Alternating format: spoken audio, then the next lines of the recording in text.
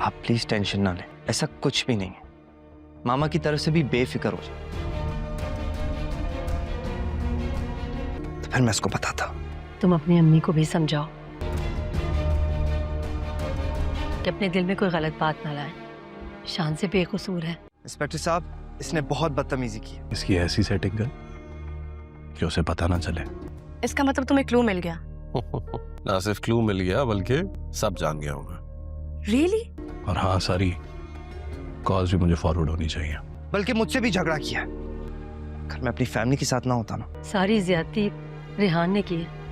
Aunty, काफी अरसे की कोशिशों के बाद दानिश के हाथ आखिरकार ऐसे सबूत लग गए हैं जिनसे जीनिया की हकीकत सामने आ सकती है। अब वो अपने करीबी दोस्त से भी कह रहा है कि इस बार जीनिया के लिए बच निकलना आसान नहीं होगा। दानिश को अब अंदाजा हो चुका है कि जीनिया खामोशी से सबके खिलाफ चालें चल रही थी और हर किसी को अपने फायदे के लिए इस्तेमाल कर रही थी। दूसरी तरफ शिंजे के घरवाले शहरयार को समझाने की कोशिश कर रहे हैं कि इन तमाम मसाइल में शिंजे का कोई कसूर नहीं। रेहान ही शुरू से उसे परेशान करता आया है और अब भी मुसलसल उसके पीछे पड़ा हुआ है। शहरयार उन सबको तसल्ली देता है कि ना तो उसे शिंजे से कोई शिकायत है और ना ही उसकी वालिदा को उससे कोई मसला। वो चाहते हैं कि घरवाले बिला वजह परेशान ना हों और सुकून से रहें।